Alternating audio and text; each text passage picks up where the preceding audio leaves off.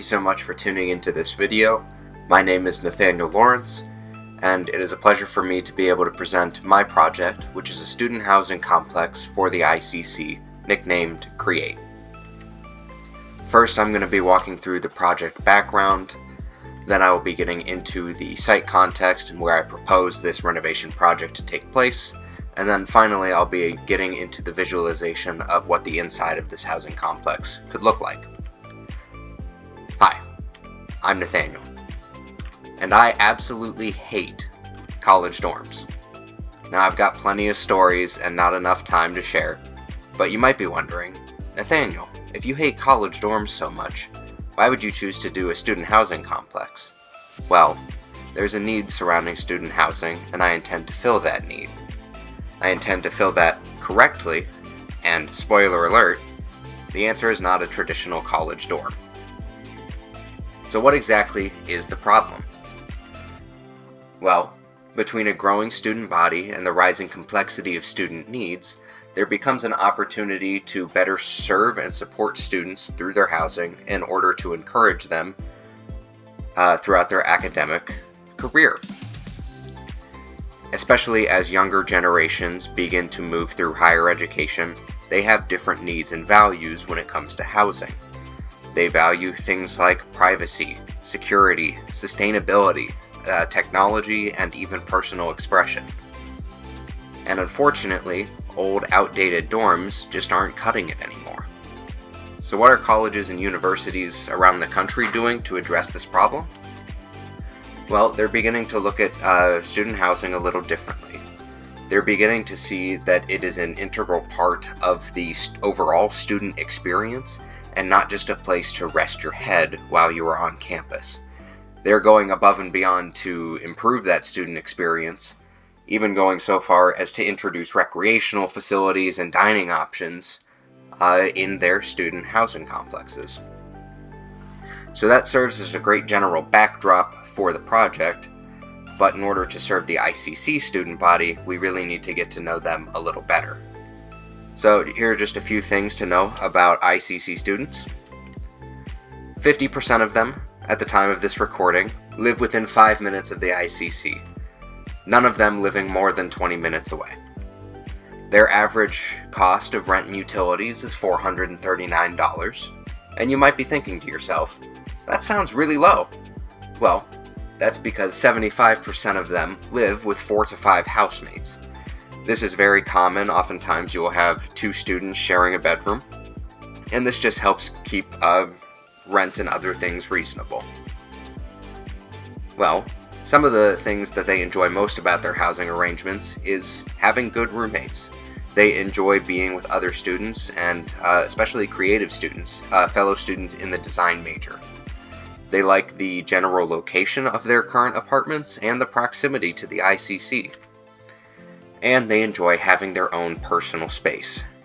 It's no secret that having your own apartment is definitely a lot nicer than being stuck in a stuffy dorm. Well, while they enjoy having their own personal space, 86% of these students are sharing a room with another student, but 80% of them would prefer to have their own private room. So we can see that student preferences, what they want, aren't really being met by their current housing accommodations.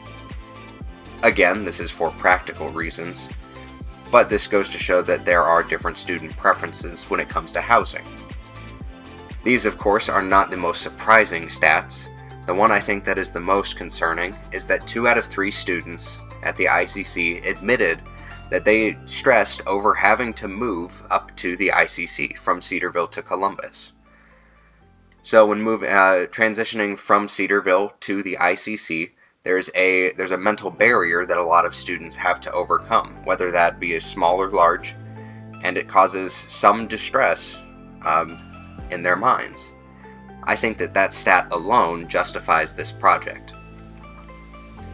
So how can the ICC improve the student experience by creating student housing that provides for students' needs, eases the transition from Cedarville to Columbus, and encourages a campus climate of creativity and belonging? Well, first and foremost, we need to provide the necessary and desirable spaces for students living there. It needs to be affordable for students, eliminate the need to commute, boost student productivity and encourage creativity, encourage community among students, reflect the image and the spirit of the ICC. It should be able to extend to other Cedarville majors and hopefully bring them closer to the Columbus area, enable students to express their individuality, and of course, future-proof the space. This just means that if the ICC ever needed to relinquish the space, someone could easily take it over without any major reconstruction. So now we just had to figure out where to put a project like this. Well, this is the Innovation Campus at Lakehurst. This is where the ICC is currently located. That white building in the center with the ICC's logo is the ICC. It is surrounded by other commercial office buildings, both vacant and occupied. And the building highlighted in orange is where I propose this project to take place. This is 4600 Lakehurst Court, right across the parking lot from the ICC. It is a 4-story commercial office building that has sat vacant for over 7 years. Not only does this provide a great location for the project, but it will also serve to bring some life and some creativity back into these empty giants of buildings. After choosing a space, we needed to break down how the floors were to be used. So the 3rd and 4th floors are going to be dedicated to the apartments. The 2nd floor will be open to future development, and the 1st floor is where all of the amenity spaces will be located. After breaking down the floors, we broke this down even further into a building program, so this just breaks things down a little bit further. So of course you have the amenities, the apartments, but also all of your support spaces, your storage spaces, your working spaces. So before I get into the visualization of what some of these apartments could look like, I need to define how many residents this facility could house. At maximum capacity, 100 residents could live here. I'll do some quick math for you. There are 10 one-bedroom apartments and 20 two-bedroom apartments. That means at minimum capacity, you have room for 30 residents. And if you double fill each room, as is common with college students, you can reach a maximum capacity of 100 students. So starting out with the apartment spaces, we needed to figure out what the necessary spaces were and their relations to one another. So your bedroom, your bathroom, your kitchen, your living room, your dining room, all of these rooms needed to relate to one another in specific ways, and so early on we had to figure out what the best way to relate the spaces was. After relating the spaces to one another, it became a matter of setting up the floor plans. Now, the nature of the building made it very easy to create repeatable apartment units and place them inside the shell of the building.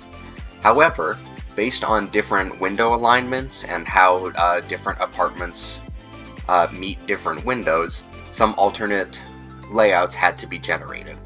So for the sake of this project, I'm going to show a typical 1-bedroom, 1-bathroom apartment and a typical 2-bedroom, 2-bathroom apartment, just so there's no confusion. This is the 3rd floor. 14 of the apartments will be located here, and on the 4th floor, which is almost identical, is where 16 of the apartments will be located. After laying out all of the apartments, we started to apply materials and furniture, making sure these spaces were the right size, able to move furniture in and out of rooms, and just making sure none of the spaces were too narrow or, on the other hand, too big. So in the 1-bedroom, 1-bathroom, your living room is adjacent to your dining room. On the other side of your dining room setup is, of course, the kitchen. The kitchen and dining room are located just adjacent to the entry. And on the other side of the living room is the bedroom. Both the bedroom and the living room, we wanted to prioritize putting these on the exterior walls to really take advantage of all the natural light that would be coming into the space. The 2-bedroom, 2-bathroom apartment is going to be very similar, but things are laid out in a more linear fashion. So the living room is adjacent to the dining room, is adjacent to the kitchen. And on the other side of that view, you can see about halfway down the apartment, there is a small hall space that will connect to some more of the bedrooms, bathrooms, and even place where the washer and dryer will be. In terms of the overall aesthetic of the apartment, we wanted things to be classic, timeless, modern, and easily adaptable to all sorts of different student styles and how they might choose to decorate the space. So we wanted it to be both timeless but also versatile in that vein. So this is a 3D isometric view of what the apartment floors would look like. You can see all of the different apartments laid out, and at the center where the two wings connect, there is a common lounge that can be shared across all of the apartments, or across all the residents. In your single apartment layout, you have your kitchen off to the left, your dining room off to the right, and your living room in the back of the space. Your kitchen boasts a gracious amount of both refrigeration storage and cabinets. This is especially important when you're having more than one resident living in an apartment. Your bedrooms can be set up with a one-bed setup, but in the case of many students, oftentimes they will have a bunk bed or loft bed setup. But even in this case, you can see there's more than enough floor space to even set up a small desk or workstation in these rooms in addition to the bed. The living room, of course, taking advantage of the natural light spilling into the space, is just a great space to come and relax after a hard day's work, and makes for the perfect escape at night to maybe catch up on some shows that you've been meaning to watch. Of course, the double apartment layout is going to be very similar. Your kitchen, dining, living room, all set up. Your kitchen, on average, will be a little larger because apartments were meant to house more students. However, the actual amenities, the stove, refrigerator, are all the same. Here's what it would look like from inside that small hall space. And of course the large living room, once again taking advantage of that natural light coming into the space. Here's a view from the back. You can clearly see the exit on the far side of the apartment, the kitchen, dining, and even the hall space.